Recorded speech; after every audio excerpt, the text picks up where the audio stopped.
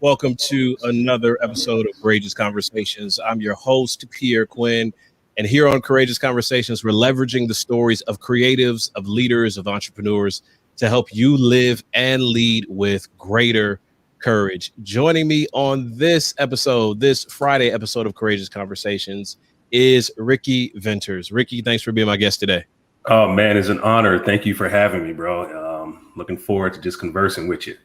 Yeah, looking forward to diving into our conversation right after we take care of a couple of housekeeping things. Number one, Friday is the perfect day for sharing. So as you're watching this with us, go ahead and hit that share button. Number two, we love to give shout outs here on Courageous Conversations. So if you hop in that comment section on LinkedIn, or even if you're watching on Facebook or YouTube, we'd love to give you a shout out. Let us know you're watching.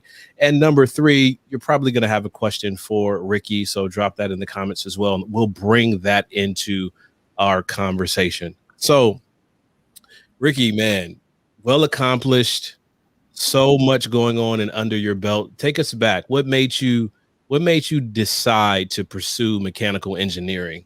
Oh, man, that's a good question, man. Again, just thank you for having me on the show, man.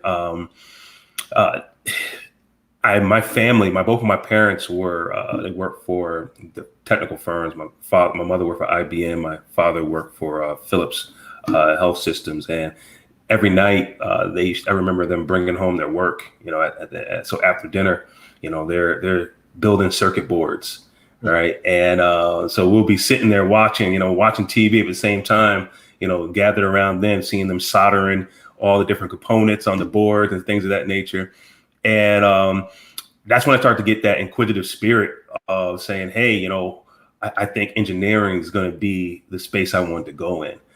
So really by their example, my pops used to bring me to work with him in the hospitals to see what he was doing with systems and things of that nature. And I was like, wow, this is amazing stuff. So as I started getting older, I knew I wanted to be in the space of engineering.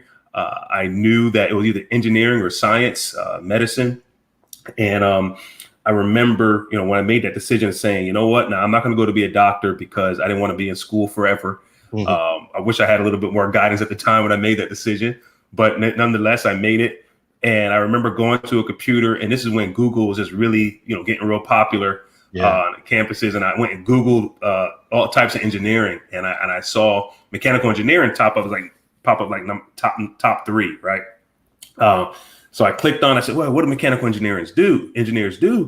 And for some reason, when I put it into Google, like a helicopter came up, and I was like, "Wow, that'd be great, man, to work on helicopters, mechanical engineering and stuff." And you can ask me right now how many times I've been in a helicopter. I've never ever even been in one, but that started my journey, man, into mechanical engineering, and it's been a great ride so far. You mentioned seeing your parents and bringing their work home and exposing the household to things that they were doing in their work. What's the value of that? I know the work world today can be all over the place, and sometimes there is a hesitancy, or even some parents don't even think, hey, maybe I could do some things to expose my children at an early age. In my career, and as they're making decisions, maybe give some perspective. What's the value of that in today's work world, in today's society, for parents, or even if you don't have children, younger children, of exposing younger generations to the work that you do? I mean, you just said it right there. Exposure is everything. Once a student or a child is exposed to something, his brain automatically starts to calculate how they can either duplicate that or as a permanent stamp in their mind as something that is achievable for them, right? So in the space when my parents had did, and I don't think they were even doing it intentionally. I think they were just more so they were, grinding, they had something to get done. And it was like, hey, let's bring it home after dinner. The kids are relaxing. Let's whip it out and do it, And I think just by them doing that and that exposure, I was automatically introduced into an area that I may not have learned about in school. I may not have learned about around my peers, but I think it's so important now because, man, it was a statistic, and I can't tell you the exact numbers, but they said that, oh my goodness, I wish I had it. It was so profound. It was like 20 to 30% of the current jobs that are existing right now will still be here like 30 years from now. Like the remaining 60 to 70% of those careers are going to be different. They're going to evolve. And if you're only exposed to what right now, maybe a lawyer or a doctor or engineer, what it was in my time or your time, you'll miss out on becoming a biomedical engineer or working in the life sciences, radiation technology, or all these other different careers that are available to you, where they're going to be the staple: digital transformation, digital healthcare, all those different things where you're not really taught those much in elementary and high school. So the more and more that you're able to expose these to these students now, it prepares them for the future that's coming. We got Miguel Sarant checking in with us on LinkedIn Live. We know our LinkedIn signal just went live. We've been having this conversation for about 6 or 7 minutes. That showed up on Facebook and YouTube with Ricky Venters talking about his world. And the title of this conversation is Engineering Impact. Mm-hmm. So speaking of engineering, how'd you end up at Hopkins? Oh man, Hopkins was a dream of mine. I was in the engineering space for some time, but prior to that, when I was young, man, I read a book, and it was a book that kind of like, hey, that's what really kind of sparked me to go into the medical field. And the individual, they had gone to Hopkins University. So I was like, wow, maybe I can do my undergraduate at Hopkins University. Things didn't pan out. I didn't end up coming for undergrad, but it always stayed in my mind. So when I was looking to transition out of engineering, and more so a different capacity, I said, hey, let me now look at, Johns Hopkins, my dream of being there. It wasn't not as a student, but, at a larger impact. And man, I'm going to tell you this straight up, and God, man, opened up doors that I would have never imagined. People that he introduced me to at Johns Hopkins, people that I worked for, amazing people. They saw potential in me that I didn't even see. They grew me, nurtured me, provide opportunities for me, and it's been amazing. But I guess the main thing that kind of drew me, and I should expound on this a little bit more, to the hospital itself, was that I had a troubling health past in my youth. Mm-hmm. And I frequently visited the hospital on numerous occasions as a patient. And growing up, like I said, I was deciding I'm going to an engineer or medicine.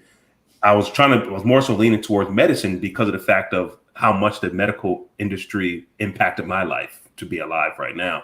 Mm-hmm. And when I didn't choose to go that medical route, I wanted to try to find some type of way where my engineering skill set can also help support that healthcare field. And man, God be praised, man, everything just kind of worked out. He opened up doors, and here I was on this major organization, one in the world top in the world for 30 years in a row. And I'm here working in the engineering capacity when I first started. So yeah, it's been a beautiful, beautiful journey to get here. There's some professionals, man, we hit some challenges because we'll pick a career track, we'll pick a major, and there'll be a pivot. Mm-hmm. So for you, going from a practicing engineer to this mentor, leader, developer of people role, did you have some maybe frustration in making that pivot? Were you questioning, some people am I still really an engineer because my focus has shifted? I know people deal with that. They go to medical school, but they don't become doctors. They become the CEO of a medical related company or a nonprofit. How did you personally wrestle with shifting from hands-on engineering to more of a developer of engineers or people interested in STEM and STEAM? Oh man, that is a good question. And that question pulls at the heart so many times, even till today, because I'm not on a traditional path, right? I could have stayed in engineering and grew with the organizations that I was with. Phenomenal organizations, if you see on my LinkedIn profile, and they were great. Man, great experiences, touched a lot of great things, impacted a lot of great organizations and buildings and things of that nature. But, when I started to make that transition, I saw that I was in many cases, I was the only minority in a lot of these firms I was working with, especially at the level I was at. And I said, man, there has to be a way for me to encourage students that are interested in STEM to kind of go in this track that has been very helpful and great for me and my family. And I know it'll help for them in building up their legacy. So that's when I started reaching out to universities and colleges and speaking at high schools and middle schools and all these different things, and just spreading the word of, hey, there is an opportunity in STEM and you're more than capable of being in this space and you have what it takes to do it. So why don't you just give it a try? And I'm here to help support you. And that right there, just really following that passion. Like I said, I had phenomenal people that I worked with at Johns Hopkins. They saw that drive that I had and said, hey, Ricky, we want you to help us develop a program that encourages more students to come into this industry through what Hopkins is building. And I was like, wow, it was a phenomenal opportunity to work on that workforce development. And that kind of morphed into working with companies that were, in the space and learning the business aspect of it and how to strategically grow businesses and things of that nature. So really what happened is, as I was in a space that I felt great in, in the engineering, my passion started to blend a little bit more with my skill set. And then my path just started kind of opening up for me as to where every single day now I'm operating in both sides, my skill set and my passions. But it's so wonderful to hear, because I know a lot of people go through for whatever reason. And you mentioned having health challenges earlier on in your life. For some people, that comes later on in life, and that health challenge shifts or derails their career, or there's a move, or there's something that happens that forces them, in a sense, to start over or to rethink how they're going to have impact, because they've had it in one specific way for so long. What's your advice to students or colleagues or even mid to senior level professionals who deal with a shift or a difficult time in their life, and they're trying to figure out, okay, so how I'm so used to doing life this way or having impact in this way, and that option is not there anymore. What's your perspective on how they can engineer impact maybe in a different area? Yeah. One, for anyone that goes to anything traumatic that causes that shift or an awakening of realizing that, what I'm doing, I can provide more purpose in another space. I always say just start. It doesn't have to start with a career change. A lot of people look at it saying, oh, well, I got to, change my career, find another job. No, it doesn't have to do that way. It can happen where there's a lot of opportunities to volunteer. Volunteer with organizations, volunteers with churches, volunteer with youth support groups. I started off with Big Brothers, Big Sisters. It's just there's always something where you can plug in. It doesn't have to be necessarily a career thing. And then as it evolves, then a career shift may be necessary in order to continue to support what you're doing. But I would say this, a lot of times you get into that point of, and goes back to your last question of, do I feel secure where I am?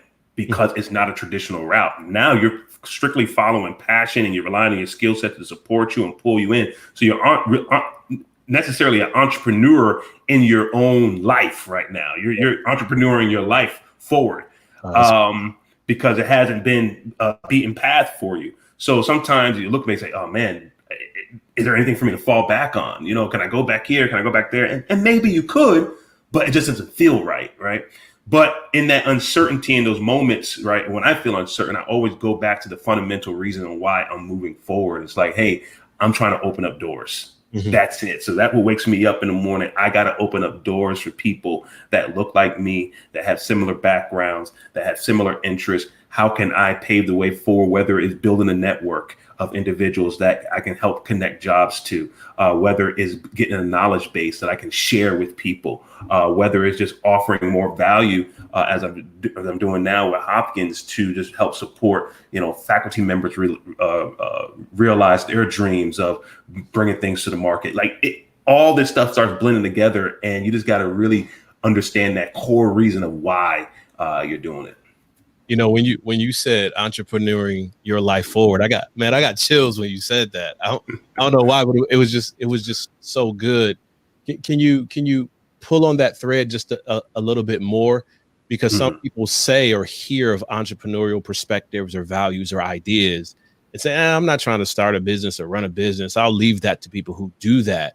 But you're suggesting that some of the principles and key pointers from entrepreneurship can be applied to your life, to your even traditional professional journey. And I know you talk to faculty members and staff about this. Can you kind of underscore that for us? Yeah. Even if you don't want to be a business owner, you still have to be the entrepreneur of your life. Yeah. My mentors would tell me, Rick, you're responsible for what happens in your life. Where you are right now, you are where you are because of what you have done, what you set yourself up for, the things that you allow yourself to learn and grow. And if you want to go be somewhere else, then you're going to have to put a plan together in order to get there. And I also, so when you're looking at entrepreneurship, the principles of entrepreneurship applies everywhere. There's a term that's out there called corporatepreneur, right? Corporatepreneur, meaning that you have that entrepreneurial mindset where you're growing, developing programs, expanding departments, expanding the vision of the organization that you're within a corporate setting, right? It's the same thing, right? Just having that drive. When you're looking at your life, who am I? Who understanding who you are, where your skill sets are, and seeing how much I can add value in different places that I touch, right? And so that's how I look at it, and it doesn't mean you have to have your own brick and mortar. It Mhm. doesn't mean that you have to go and start an LLC. What it means is that you just start taking control of the destination that you want to have in life, whether that's going through a bigger vehicle of a corporation or starting your own thing. But at the end of the day, taking control of that journey. Ricky, give us one of those stories of a conversation with a faculty member, staff member, or student, a presentation, or the other side of a project with Hopkins. Give us one of those stories where at the other side of it, you said, "Yeah, this is why I'm in this space, and this is why Mm, I'm really called to do this work at this cross yeah. section of time." Yeah, it happens. It happens a lot, man. Where, especially when you're not looking for it. You're just operating in your space, operating in your skill set, what you do. People say your superpower, right? Yeah. Um, you you find times in conversation or even in presentations. Well, I do a lot of presentations and workshops. One workshop that we do at Hopkins, and we do it at a lot of universities across the nation, but it's called a I-Corps program. NSF, National Science Foundation, supports an I-Corps program. And this program teaches the fundamental aspects of entrepreneurship, lean startup methodologies in a setting for faculty members, people that have a really rich research background. And what we do is help them understand what customer discovery value proposition is, and creating a value proposition is. And when you say I tell a story, so the common story is someone will always come in and say, "Hey, I have the greatest idea. This is going to be it. Yeah, I talked to this person, that person." Meanwhile, those people they identify like their friends or family, everyone's like, "Yeah, this is the greatest thing." Yeah. But when we bring them through the process of really reaching out and understanding who their customer segments are, really reaching out and see where the valuable, tangible data that you can get from people to get unbiased information or feedback on what you're developing, and then sitting back and analyzing that, man, so many times over and over, the team's like, wow, I went out thinking this, but through going through the process that's been taught through this program and that you shared and helped mentor us through, now I realize this. And now I'm set up to go to the next step. That right there is a win for me all day. And that's what I really thrive on, in helping not just faculty members, but students as well. We do that same thing with students. And I also do it with individuals and people that I know, right? So if people starting businesses and things of that nature, say, hey, let's sit down and let's talk about at the core, what is your value proposition? And it's a value proposition that is highlighting the gains and the pains of the individual that you're trying to target.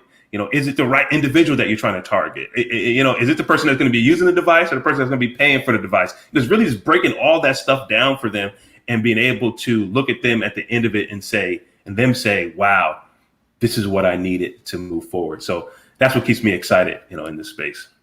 And I love it. Such insightful perspective and such energy coming from your story and the work that you're doing. I got to ask you, during the course of our conversation, someone hanging out with us live or even watching the replay of this, they've been intrigued, they've been hooked a little bit, and maybe they have an idea. Maybe they come from the tech space, from the STEAM space, and they're trying to turn their technical experience and know-how into a business, or into maybe even a service that attracts more people like them, or just so many things swirling around their head about what to do next. Can you give us some insight on the services that Hopkins provides, and what's maybe even a way to reach out to you and get connected?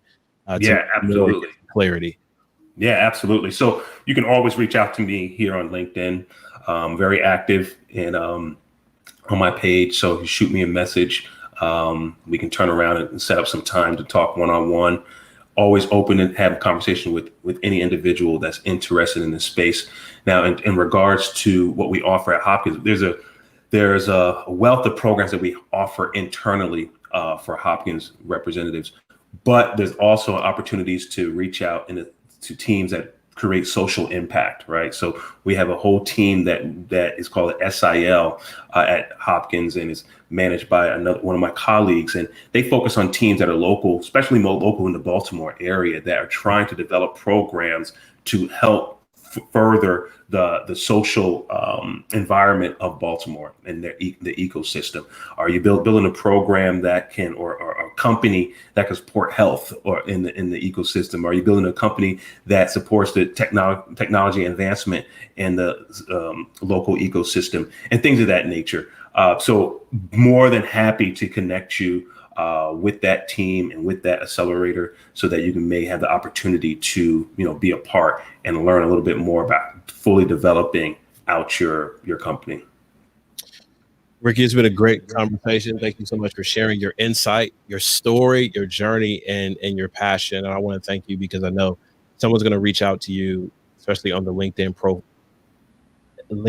platform, because of this conversation. And I know it's going to lead to an incredible transformation. So I want to thank you in advance for that. And I want to thank you for being such a great guest on Courageous Conversations today. Now, I appreciate it. And thank you so much for having me be a part. And everyone that's out there, like I said, feel free, reach out, and tune into the next conversation that our brother here, Pierre Quinn, puts on. We'll talk again soon, okay? Yep.